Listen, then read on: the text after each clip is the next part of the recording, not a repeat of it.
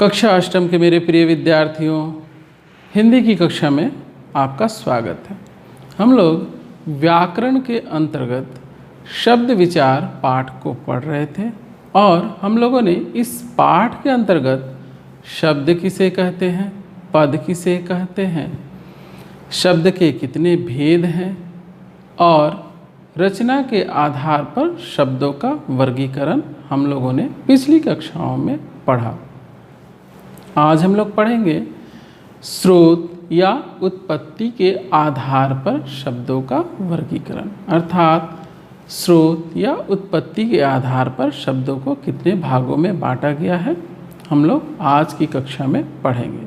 तो चलिए प्रारंभ करते हैं और जानते हैं कि स्रोत या उत्पत्ति के आधार पर शब्दों को कितने भागों में बांटा गया है। स्रोत या उत्पत्ति के आधार पर शब्दों को 5 भागों में बांटा गया है, जैसे तत्सम शब्द, तद्भव शब्द, देशज शब्द, विदेशी शब्द और संकर शब्द। तो आइए एक एक करके हम इन 5 को पढ़ते हैं।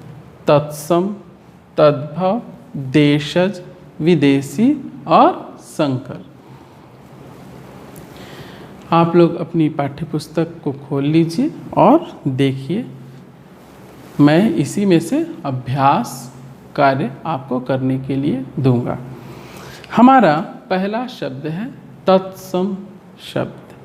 तत्सम का अर्थ होता है तत्सम, अर्थात उसके समान। किसके समान? इनकी जहाँ से उत्पत्ति है। जैसे तत्सम शब्द संस्कृत के वे शब्द हैं जो हूबहू बिना किसी परिवर्तन के, बिना किसी बदलाव के, जैसे संस्कृत भाषा में प्रयोग किए जाते हैं, बिना किसी परिवर्तन के हिंदी में भी उनका प्रयोग होता है। तो उन्हें तत्सम शब्द कहते हैं। अर्थात आपकी पुस्तकीय भाषा के अनुसार अगर हम कहें तो तत् का अर्थ होता है उसके, सम का अर्थ होता है समान, अर्थात उसके समान। जो शब्द संस्कृत भाषा से, किससे? संस्कृत भाषा से ज्यों के त्यों हिंदी में आ गए हैं, वे तत्सम शब्द कहलाते हैं। इनका प्रयोग हिंदी में भी उसी रूप में किया जाता है जिस रूप में संस्कृत में किया जाता है। जैसे जिह्वा, हम लोग क्या कहते हैं? तद्भव रूप में जिह्वा को क्या कहते हैं? जीभ। लेकिन तत्सम रूप में क्या कहते हैं? जिह्वा। उसी तरीके से जैसे सूर्य, सूरज, हम लोग तद्भव रूप उसका क्या है? तो एक साथ हम लोग देखिए दोनों की ही बात कर रहे हैं, तत्सम और तद्भव की। तो जिह्वा संस्कृत में कहा जाता है, तत्सम में कहा जाता है, और तद्भव में जीभ कहा जाता है। उसी तरीके से और भी उदाहरण है, जैसे सूर्य है, और है अग्नि है, घृत है, और देखते हैं आपके पुस्तक से क्षेत्र है, स्वर्ण है। आपके पुस्तक में बहुत सारे उदाहरण दिए हुए हैं। सत्य है, मौक्तिक है, लक्ष्य है, हरिद्रा है, भिक्षा है, हरित है, प्रहर है। ये सारे किसके उदाहरण हैं? तत्सम के उदाहरण हैं। तो आप लोग यहाँ से इसको देख लीजिएगा। परीक्षा में जो आपकी परीक्षा होगी उसमें ये पूछे जाते हैं कि तत्सम शब्दों के 2 या 3 उदाहरण लिखिए। आशा करता हूँ आपको कोई दिक्कत नहीं हुई होगी। किसी भी तरीके की दिक्कत होने पर ई पोर्टल पर आप मुझसे संपर्क कीजिएगा। आगे बढ़ते हैं और जानते हैं तद्भव किसे कहते हैं। जैसे संस्कृत भाषा से जो शब्द हूबहू ज्यों के त्यों हिंदी में चले आए हैं, ठीक उसी तरीके से उन संस्कृत शब्दों को बदलकर, अर्थात उनका बदलाव करके जब हिंदी भाषा में उनका प्रयोग होता है तो उससे तद्भव कहते हैं। आपकी पुस्तकीय भाषा के अनुसार तद्भव अर्थात उससे पैदा हुआ, भाव का अर्थ होता है पैदा हुआ, यानी किससे? संस्कृत भाषा के शब्दों से। तो संस्कृत भाषा से उत्पन्न जो शब्द संस्कृत भाषा के शब्दों से कुछ बदलाव करके, परिवर्तन करके बने हैं, उन्हें तद्भव कहते हैं। याद रखिएगा कि इन्हें तद्भव कहते हैं। जो संस्कृत भाषा के शब्दों में कुछ परिवर्तन या बदलाव करके बने हैं, उन्हें तद्भव कहते हैं। तद्भव का अर्थ क्या होता है? तत्भव, यानी उससे उत्पन्न या पैदा हुआ। इसके उदाहरण ले लेते हैं। मैंने पहले ही बताया, जैसे जिह्वा का जीव, सूरज का सूर्य। तद्भव के कुछ और उदाहरण ले लेते हैं, जैसे हल्दी, बिस्तर, भीख, हरा, आँख, सच, मोती, नींद, हाथ, पलंग आदि। ये शब्द क्या है? तद्भव है। आपसे प्रश्न पूछा जा सकता है कि तद्भव शब्दों के तत्सम रूप लिखिए या तत्सम शब्दों के तद्भव रूप लिखिए। तो आप लोग यहाँ आपकी पाठ्य पुस्तक में यहाँ जो दिया हुआ है इसको अच्छे से याद कर लीजिएगा। यहाँ से बहुत सारे प्रश्न पूछे जाएंगे। चलिए अब आगे बढ़ते हैं और जो हमारा अगला भेद है, क्या है? देशज शब्द।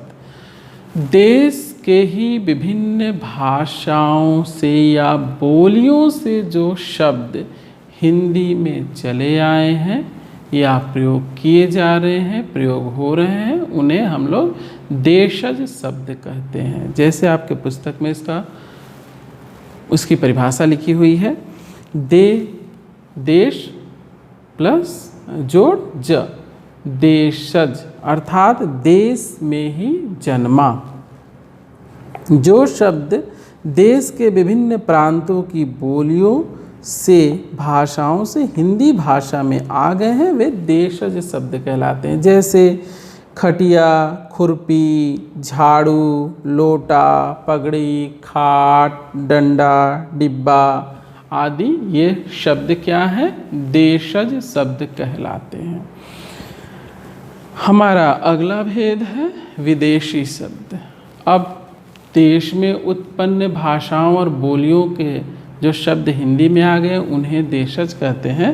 तो इसके नाम से ही क्या बोध हो रहा है? विदेशी भाषाओं से जो शब्द हिंदी में चले आए हैं उनका प्रयोग हो रहा है, उन्हें विदेशी शब्द कहते हैं।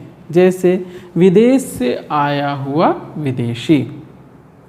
जो शब्द विदेशी भाषाओं से हिंदी में आए हैं वे विदेशी शब्द कहलाते हैं। जैसे अंग्रेजी से शब्द आए हैं, पुर्तगाली से आए हैं, अरबी से आए हैं, फ्रांसीसी से आए हैं, फारसी से आए हैं।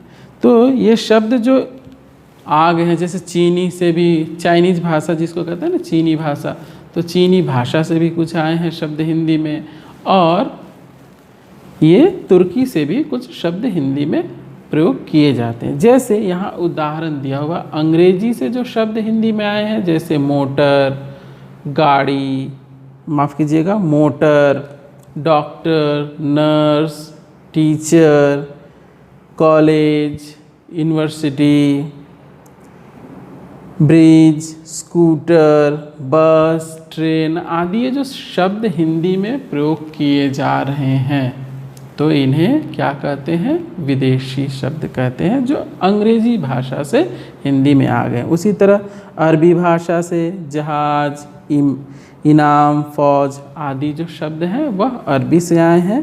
कागज़, ज़मींदार, बदनाम, बाज़ार ये फ़ारसी से आए हैं। अलमारी, संतरा, साबुन, चाबी, तौलिया ये पुर्तगाली शब्द हैं। और चम्मच, कारतूस, कैंची, कूली, कुर्ता, ये शब्द क्या है, तुर्की से आए हैं। और लीची, चाय, पटाखा, चीकू, ये चाइनीज भाषा से, चीनी भाषा से हिंदी में आए हैं। तो ये शब्द विदेशी कहलाते हैं।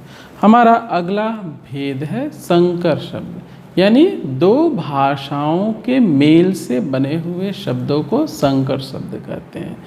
ध्यान रखिएगा, दो भाषाओं के मेल से बने हुए शब्दों को संकर शब्द कहते हैं। जैसे आपके पुस्तक में भी लिखा हुआ है, जो शब्द दो भिन्न भाषाओं के शब्दों के मेल से बनते हैं उन्हें संकर शब्द कहते हैं या कहलाते हैं।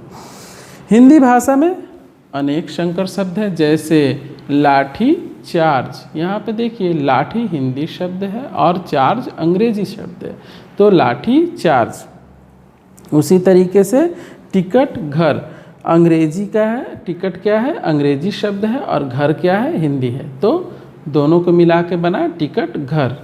और भी देखते हैं, जैसे वर्षगांठ, वर्ष संस्कृत का शब्द है और गांठ हिंदी का, तो दोनों मिलाकर संकर शब्द क्या बना, वर्षगांठ। उसी तरीके से और भी हैं, सीलबंद, नुकसानदायक, फलदार आदि।